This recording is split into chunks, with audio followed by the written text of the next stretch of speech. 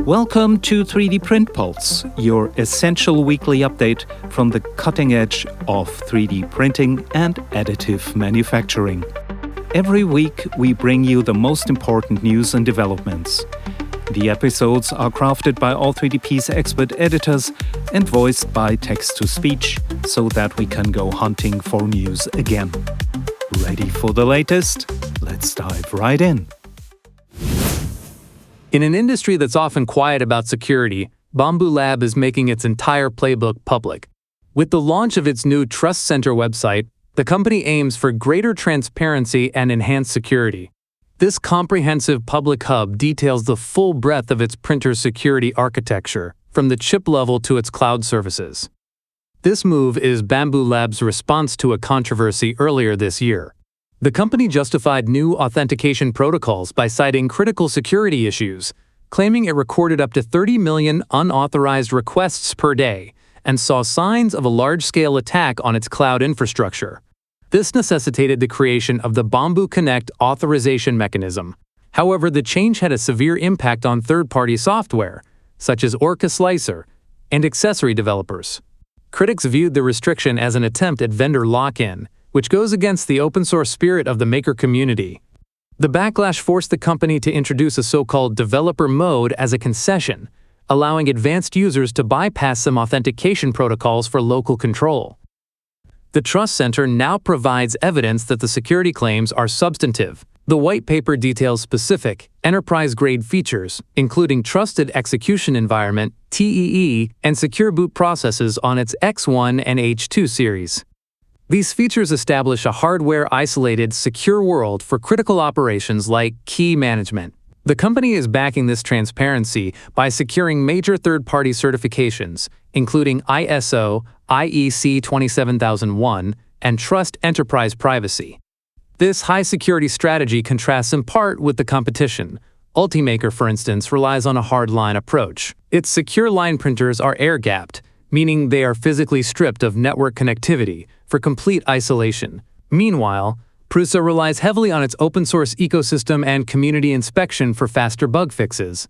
For enterprise use, the Prussia Pro HT90 offers the option to run completely offline by removing the Wi-Fi module, making it suitable for secure environments.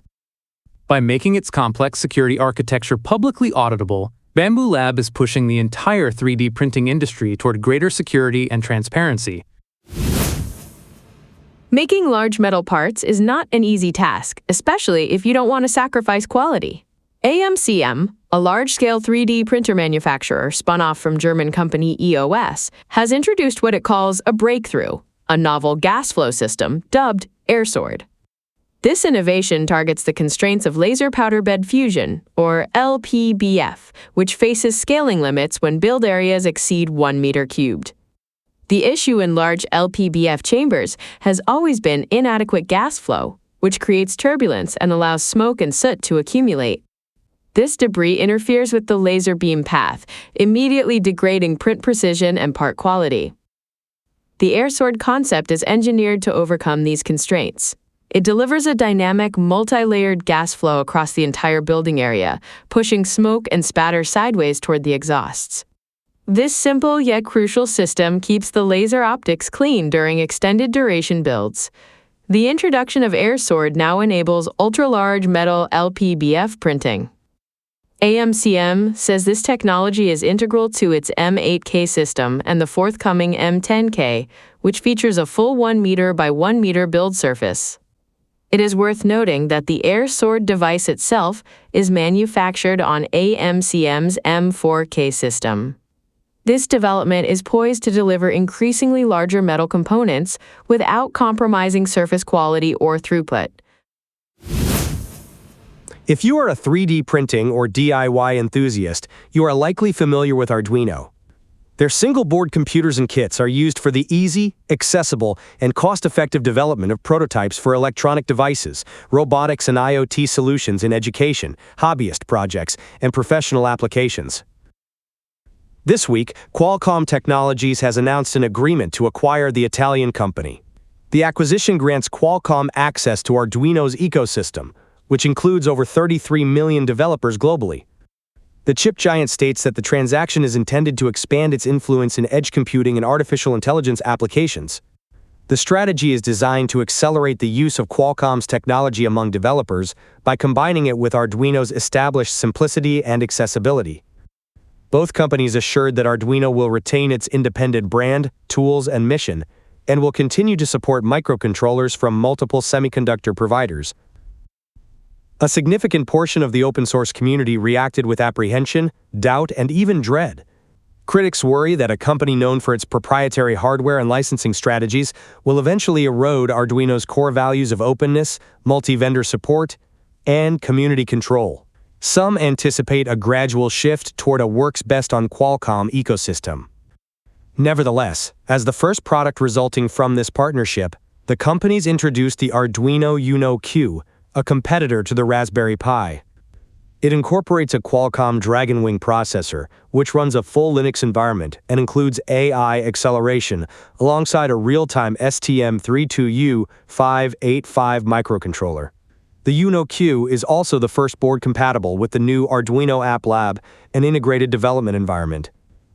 The App Lab is designed to unify development across real-time operating systems, Linux, Python, and AI workflows, supporting the broader development of intelligent solutions. The Uno Q is available for pre-order, starting at $44. And now, a word from our sponsor.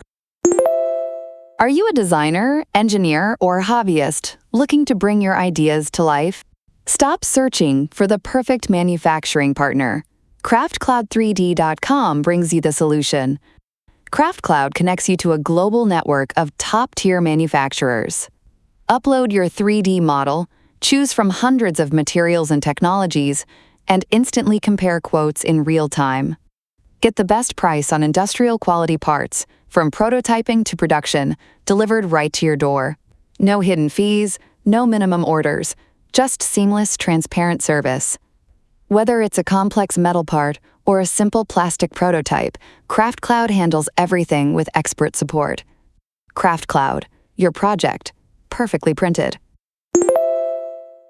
Let's finish with news bulletins. The U.S. defense sector is embracing wire laser DED for on-demand metal parts and repairs. Using metal wire as feedstock, it is gaining traction because it is physically easier to store and transport than powder-based systems. Wire laser DED enables field forces to produce complex components or repair damaged parts, directly hardwiring resilience into military readiness. A Swedish studio has launched a unique product, the Teen Jane Designer Lamp. It is entirely 3D printed from recycled PET plastic that previously existed as humble packaging. The lamp comes with an adoption certificate, positioning the project around sustainability. The price is a whopping $458. We think you could buy a decent printer for that kind of money and print 3 lamps yourself. Prussia Research has introduced an all-inclusive package for its flagship Core 1 3D printer. The new Ultimate Edition bundle is designed for buyers who want a fully kitted-out machine. The bundle includes every compatible print sheet, the air filtration system, the Buddy 3D camera, and a full complement of 3 CHT-enabled nozzles. The assembled version of the Ultimate Edition is available for $1,599. E3D has launched new high-flow Obsidian hotends for the Bambu Lab A1 and A1 Mini. These officially approved drop-in replacements use an abrasion-resistant coating to handle tough, fiber-filled filaments without sacrificing the nozzle. They boast a 70% increase in volumetric flow rate over stock parts, giving users more speed. A portion of the proceeds is also donated to the Sanjay Mortimer Foundation. That's it from the weekly roundup from the world of 3D printing. As usual, you can find all the links in the show notes. Thank you to our sponsor Craftcloud, and remember, you can always find more in-depth articles, reviews and guides at all3dp.com. Don't forget to subscribe and leave us a rating or review. It really helps us to bring these updates to even more 3D printing enthusiasts like you. Join us next week for another rapid-fire update. Until then, happy printing!